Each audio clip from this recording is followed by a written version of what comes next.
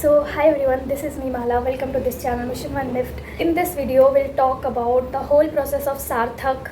So this is very important video. So you can share this video with your friends who are going first time in Lift or who want to apply for any kind of scholarship. जिसको भी scholarship से related कोई भी doubt है या फिर अगर financially stable नहीं है तो उसके साथ आप ये वीडियो शेयर कर सकते हो और उसकी हेल्प कर सकते हो. सी समटाइम्स ना हम एज अ फ्रेंड हम खुद अर्निंग नहीं होते कि हम अपने दूसरे फ्रेंड्स की हेल्प कर पाए. बट आप क्या कर सकते हो उस केस में, आप इस तरीके से हेल्प कर सकते हो. आप उसको इन्फॉर्म कर सकते हो, देखो ये भी स्कॉलरशिप है, तुम इस पे ये लेके पढ़ सकती हो, ऐसे कर सकते हो, वैसे like what I am doing वो मैं बता रही हूँ. इस तरीके से आप अपने दोस्तों की हेल्प कर सकते हो. Before that, just do hit the like button and subscribe button to this channel because this is very important thing. सबसे पहली चीज़ है सार्थक स्कॉलरशिप में, that is family income. Because सार्थक स्कॉलरशिप कोई कास्ट के बेस पे नहीं मिलता है. सार्थक स्कॉलरशिप मिलता है आपके फैमिली की इनकम के बेस पे. So if your family income is up to 8 lakh, like 8 lakh से अगर आपकी फैमिली इनकम कम है, then you are able to apply for Saarthak. अगर आपको एक बार सार्थक स्कॉलरशिप मिलना स्टार्ट हो गया, then you have to like be very focus कि आपको अच्छा स्कोर करना है कॉलेज में और इस सब्जेक्ट में फेल नहीं होना. बिकॉज अगर आप फेल हो जाते हो इन सम अदर सब्जेक्ट और कुछ में भी तो आपका कैंसिल हो जाता है सार्थक. So this is very important. Also सार्थक स्कॉलरशिप आपको हर सेमेस्टर अप्लाई करना पड़ता है. सपोज़ अगर आप फर्स्ट सेमेस्टर में हो, आप नए नए कॉलेज गए हो, तो आपने अप्लाई किया सार्थक, तो आप सोचोगे कि नेक्स्ट सेमेस्टर या फिर आपको एक बार मिल गया तो आपको मिलता ही रहेगा. ऐसा नहीं होता, हर सेमेस्टर आपको अप्लाई करना पड़ेगा सार्थक के लिए. ओके. ऑल्सो अटेंडेंस बहुत मैटर करता है सार्थक स्कॉलरशिप में. तो मेक श्योर कि अगर आप कॉलेज जा रहे हो तो अपना एकदम बहुत अच्छा अटेंडेंस रखो. Like 75 is must. सो आप ट्राई करो 90 या 85 तो एटलीस्ट आपका अटेंडेंस होना चाहिए. एक्चुअली फैकल्टीज़ को पता होना चाहिए कि आप स्टूडेंट हो, आप अच्छा पढ़ते हो या फिर आप अच्छा काम करते हो, क्योंकि ये सब बहुत इंपॉर्टेंट है. एट द एंड वही आपको सपोर्ट करेगा. अगर आप कॉलेज में जाके पढ़ोगे ही नहीं तो फिर कोई कैसे स्कॉलरशिप देगा. वेरी इंपॉर्टेंट है. सो अगर आप स्कॉलरशिप लेना चाहते हो, ऑनेस्टली बता रही हूँ, सब एकदम मेरे अंदर से आ रहा है कि मैं ऑनेस्टली सब कुछ बताऊँ आपको, तो मैं ऑनेस्टली बता रही हूँ. अगर आपको कोई भी स्कॉलरशिप लेना है तो आपको बहुत वायलेंट होने की ज़रूरत नहीं है. कॉलेज में कोई ऐसी एक्टिविटी में पार्टिसिपेट मत करना जिसमें मार कुटाई सब हो रही है, जिससे आपका नाम ख़राब हो जाए. जो आपको स्कॉलरशिप मिल रहा है वो कैंसिल हो जाए और आपको आगे ना मिले. सो ये सब को अवॉइड करना और अच्छे बच्चे की तरह पढ़ो कॉलेज में. अगर आप फाइनेंशियली नहीं स्टेबल हो तो आपको सही से सब कुछ परफॉर्म करना पड़ता है ताकि आप वो चांस ना खो दो पढ़ने वाला. What I feel. सी अगर आप ST OBC और SC में आते हो, सो आपसे पूछा जाएगा कि आपने नेशनल स्कॉलरशिप के लिए क्यों नहीं अप्लाई किया अदर देन सार्थक. तो आप वहाँ पे नेशनल स्कॉलरशिप और आपके स्टेट का स्कॉलरशिप भी होता है, तो आप उसके लिए भी अप्लाई करना. क्योंकि सार्थक स्कॉलरशिप मिलने से पहले वो आपसे पूछते हैं कि आपने इसमें क्यों नहीं अप्लाई किया, आपने उसमें क्यों नहीं अप्लाई किया. तो एक वैलिड रीज़न होना चाहिए आपके पास कि आपने क्यों नहीं किया. ओके, क्या रीज़न है. एंड प्लस अगर आपने अप्लाई किया है और सार्थक के लिए भी अप्लाई कर रहे हो, अगर आपको कोई स्टेट का स्कॉलरशिप मिल रहा है या अप्लाई किया उसके लिए, आपको सार्थक भी चाहिए. आई मीन दोनों एक साथ नहीं मिलता है, बट सपोज़ कि उसका डेडलाइन इतना है और आपको कंफर्म नहीं है कि वो आपको मिलेगा या नहीं, तो आप दूसरा भी अप्लाई कर देना चाहते हो. In this case you have to submit those documents also. Like अगर कोई और स्कॉलरशिप ले रहे हो तो उसका भी डॉक्यूमेंट सार्थक में अटैच करके देन सार्थक को देना है. ओके. या तो स्कॉलरशिप के बेसिस पे पढ़ सकते हो या लोन के बेसिस पे. जो फाइनेंशियली नहीं स्टेबल है उनकी बात कर रही हूँ. तो दो कंडीशन है. अगर आपको लोन मिलता है तो आपको सार्थक नहीं मिलता. मतलब अगर आपको कुछ भी बाहर से कुछ भी मिल रहा है एक्स्ट्रा तो आपको सार्थक नहीं मिलता. Let's talk about the process. First process is CMS which is NIFT का एक अलग ऐप है और साइट है जिसपे कि सारे स्टूडेंट मेंशन है, जितने भी स्टूडेंट निफ्ट में पढ़ते हैं और पास आउट है. तो उनका इस वेबसाइट पे वो सर्कुलेट करते हैं सार्थक का फॉर्म जो आपको फिल करना पड़ता है ऑनलाइन, और उसके बाद सारी प्रोसेस स्टार्ट हो. तो कैंपस में मेल के थ्रू ये सब कुछ पता चल जाएगा. डोंट वरी, कब अप्लाई करना है, कौन कौन से डॉक्यूमेंट्स लगेंगे, ये सब आपको पता चल जाएगा. So do not worry. तो in Saarthak if you facing any problem in the campus, so you have to go CAC.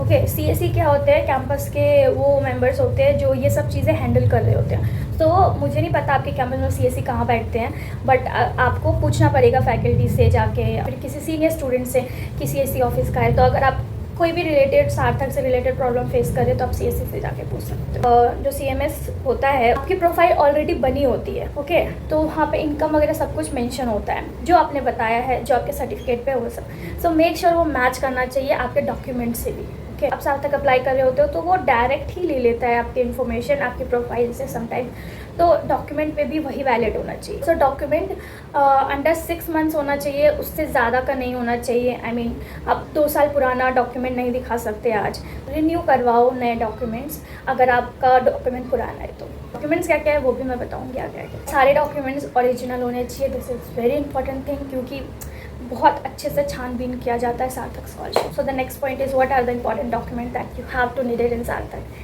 So the first document is your income certificate which is very important, जो मैंने बता दिया 6 months के under होना चाहिए, उससे पुराना नहीं होना चाहिए। देन ITR देना है आपको लास्ट 3 ईयर्स का, परमानेंट रेजिस्टेंस का आपको प्रूफ देना है विच इज़ आप इंक्लूड कर सकते हो अपने आधार कार्ड, या फिर आप इलेक्ट्रिसिटी बिल भी उसमें डाल सकते हो। देन आपको देना है school leaving certificate which is 10th और 12th बेस, एंड अगर वो नहीं अभी तक आया है तो उसकी कोई स्लिप होगी या कुछ तो होगा, एडमिट कार्ड और कुछ भी वो अटैच कर सकते हो। बट जब तक आप सार्थक अप्लाई करोगे तब तक वो आ जाएगा, और सार्थक तब भी अप्लाई होता है गाइस जब आप एक बार कॉलेज में चले जाओ, तब तो आपसे प्रूफ मांगते हैं फ़ी पेमेंट का। सपोज़ कि कोई बच्चा गवर्नमेंट से पढ़ा है, जैसे मैं गवर्नमेंट से पढ़ी हूँ, तो मुझसे अगर वो फ़ी का प्रूफ मांगेंगे, रिसिप्ट और जो फ़ी देते हैं, बट मैंने तो कोई फ़ी नहीं दिया अपने स्कूल में, तो वो एक लेटर लिखना पड़ता है आपको, एंड देन वो आप सबमिट कर सकते हो। अगर आपको कोई रिसिप्ट मिल रहा है तो उसे संभाल के रखो, उसे आपको सार्थक में अटैच करना पड़ेगा सार्थक के डॉक्यूमेंट के साथ। ट्यूशन फ़ी का रिसिप्ट आपको सबमिट करना पड़ेगा डॉक्यूमेंट के साथ। जैसे आपने फ़ी पेमेंट किया तो उसका कोई भी स्क्रीनशॉट, या जब आप कैंपस में जाओगे तो आपसे फिल करवाएंगे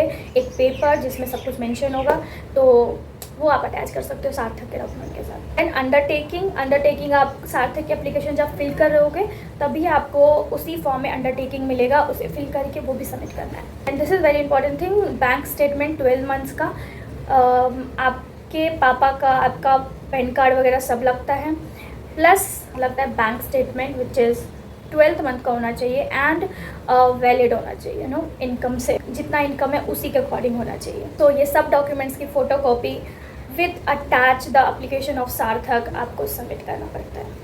okay, now talking about the process, क्या क्या प्रोसेस है सो द फर्स्ट लेवल इज़ सार्थक। सबसे पहले आपका डॉक्यूमेंट वेरीफाई होगा, अगर आप एलिजिबल हो नहीं हो, आपके डॉक्यूमेंट में कुछ भी थोड़ी बहुत भी गलती होगी, then you are rejected. Okay, तो after the first level which is document verification, जो एक प्रॉपर टीम होती है वो बैठ के करती है, अगर आप उसमें सेलेक्ट होते हो तो वो एक द सेकेंड लेवल इज़ वो एक लिस्ट निकालते हैं एलिजिबल स्टूडेंट्स का हु आर एलिजिबल टू सार्थक scholarship. The last level is interview round. This is not very big interview, but आपका वो पूरा बॉडी स्ट्रक्चर से लेके बॉडी मूवमेंट से लेके आपके पूरे एक्सप्रेशन, प्लस आप क्या यूज़ करते हो, क्या पहनते हो, सब कुछ नोटिस करते हैं, क्योंकि ये स्टूडेंट एक्चुअल में इसको नीडेड है या नहीं है, तो कहीं से भी आप झूठ नहीं बोल सकते हो।